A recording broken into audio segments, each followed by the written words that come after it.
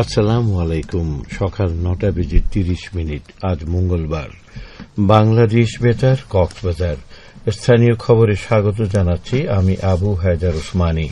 অন্তর্বর্তী সরকারের ১৮ মাসের দায়িত্ব পালন শেষে জাতির উদ্দেশ্যে দেওয়া বিদায়ী ভাষণে প্রধান উপদেষ্টা অধ্যাপক মোহাম্মদ ইউনূস বলেছেন, অন্তর্বর্তী সরকার শূন্য থেকে শুরু করেনি, শুরু করেছে মাইনাস থেকে। ধ্বংসস্তূপ পরিষ্কার করে প্রতিষ্ঠান দাঁড় করিয়ে তারপর সংস্কারের পথ ধরেছে।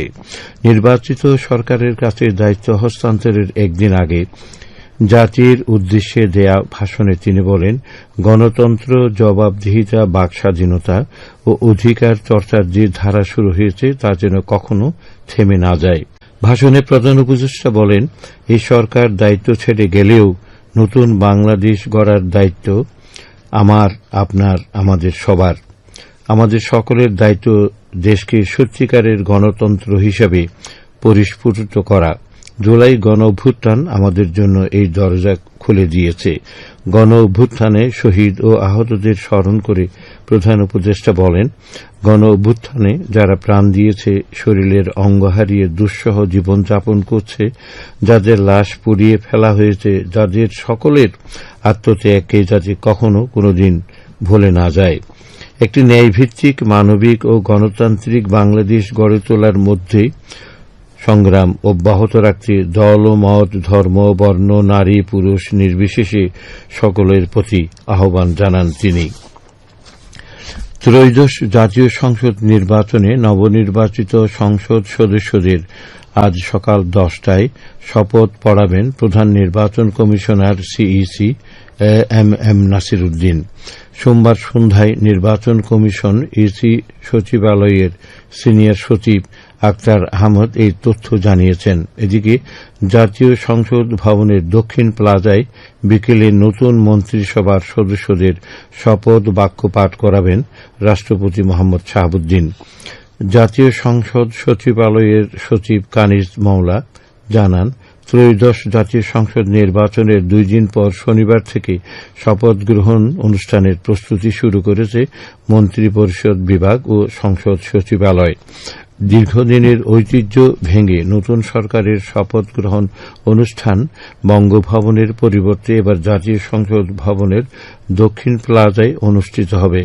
শুক্রবার রাতে নির্বাচন কমিশন ত্রয়োদশ সংসদ নির্বাচনে 299টি আসনের মধ্যে 297টির গেজেট প্রকাশ করেছে। পবিত্র রমজান উপলক্ষে আজ থেকে সারা দেশে ভ্রাম্যমাণ ট্রাকের মাধ্যমে সাশ্রয়ী মূল্যে নিত্য প্রয়োজনীয় ভোজ্য তেল, চিনি, মসুর ডাল, ছোলা ও খেজুর পণ্য বিক্রি শুরু করবে trading corporation of Bangladesh, TCB. সোমবার টিসিবির এক সংবাদ বিজ্ঞপ্তিতে এই তথ্য জানানো হয়। বিজ্ঞপ্তিতে বলা হয়, সরকারি নির্দেশনায় নিম্ন আয়ের মানুষের সহায়তায় এই বিশেষ কার্যক্রম গ্রহণ করা হয়েছে। 17 ফেব্রুয়ারি থেকে 12 মার্চ পর্যন্ত টানা 20 দিন শুক্রবার ও সরকারি ছুটির দিন বিরতির এই বিক্রয় কার্যক্রম চলবে। এতে বলা হয়, ঢাকা মহানগরীতে 50টি, চট্টগ্রাম মহানগরীতে 20টি, অন্যান্য 7 বিভাগীয় শহরে 15টি করে এবং অবশিষ্ট 55টি জেলা শহরে 5টি করে মোট 450টি ভ্রাম্যমাণ ট্রাকের মাধ্যমে পণ্য বিক্রয় করা হবে। প্রতিদিন প্রতিটি ট্রাক থেকে 400 জন সাধারণ ভোক্তা নিত্য প্রয়োজনীয় পণ্য ক্রয়ের সুযোগ পাবেন। এছাড়া স্মার্ট ফ্যামিলি কার্ডধারী প্রায় 66 লাখ পরিবারের মধ্যে ভর্তুকি মূল্যে নিয়মিত পণ্য বিতরণ কার্যক্রমও চলমান থাকবে বলে জানান টিসিবি। কক্সবাজারে বিপুল পরিমাণ মাদক ধ্বংস করেছে মাদক আলামত ধ্বংস কমিটি। সোমবার বিকেলে যৌথভাবে এই মাদক দ্রব্য ধ্বংস কার্যক্রমে অংশ নেয় কক্সবাজারের অতিরিক্ত চিফ জুডিশিয়াল ম্যাজিস্ট্রেট আদালত, সিনিয়র জুডিশিয়াল ম্যাজিস্ট্রেট আদালত ও 2 নম্বর জুডিশিয়াল আদালত। চিফ জুডিশিয়াল ম্যাজিস্ট্রেট আদালতের প্রশাসনিক কর্মকর্তা মোহাম্মদ আশেক ইলাহি শাহজাহান নুরি জানান, ধ্বংসকৃত মাদকের মধ্যে ছিল ইয়াবা, গাঁজা, চোলাই মদ ও বিদেশি মদ এবং ফেন্সিডিল ও আইস। তিনি জানান, নিয়মিত কার্যক্রমের অংশ হিসেবে বিভিন্ন মামলায় জব্দ ও উদ্ধারকৃত বিপুল পরিমাণ মাদক ধ্বংস করা হয়। মিয়ানমারের বিদ্রোহী গোষ্ঠী আরকান আর্মির কাছে আটক থাকা ৭৩ জন জেলেকে বাংলাদেশে ফিরিয়ে আনা হয়েছে। তাদের মধ্যে ৬৬ জন বাংলাদেশি এবং ৭ জন রোহিঙ্গা ক্যাম্পের বাসিন্দা।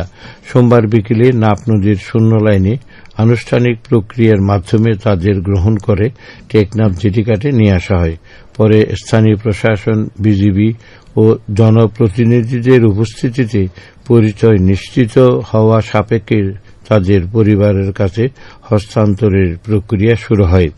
গতকাল সন্ধ্যায় বিজিবির এক সংবাদ বিজ্ঞপ্তিতে বিষয়টি জানিয়েছেন টেকনাফ ব্যাটালিয়ন 2 বিজিবির অধিনায়ক লেফটেন্যান্ট কর্নেল মোহাম্মদ হানিফুর রহমান ভূঁইয়া। উখিয়া রোহিঙ্গা ক্যাম্পে অগ্নিকাণ্ডে ৩০টি বসত শেড ভস্মীভূত হয়েছে। গতকাল রাত ৩টার দিকে উপজেলার ফালংখালী ইউনিয়নের বালুখালী ৫ নম্বর ক্যাম্পের E4 ব্লকে এই অগ্নিকাণ্ডের ঘটনা ঘটে।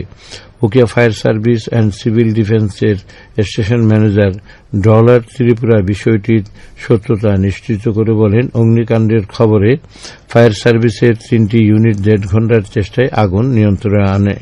তবে আগুন লাগার সুনির্দিষ্ট কারণ এখনো নিশ্চিত হওয়া যায়নি বলে জানান তিনি। ঈদগাঁও উপজেলার পোকখালীতে ছুরিকাঘাতে মৎস্য ব্যবসায়ী খুন হওয়ার ঘটনায় ২ জনকে আটক করেছে পুলিশ। গতকাল সন্ধ্যায় ইউনিয়নের ঘোনাপাড়া থেকে তাদের আটক করা হয়। আটককৃতরা হলেন শাহানুর মিস্ত্রি ও তার ছেলে সোলাইমান বাদশা। ঈদগাঁও থানার অফিসার ইনচার্জ ATM সিফাতুল মাজদার বিষয়টি নিশ্চিত করেন। আবহাওয়া এখন জানিয়ে দিচ্ছি বাঁকখালী নদীর মোহনা ও সংলগ্ন এলাকার সামুদ্রিক জোয়ার ভাটার সময়সূচি। আজ ভাটা শুরু হবে সকাল 10:47 চলবে বিকেল 5:12 পর্যন্ত। খবর শেষ হল।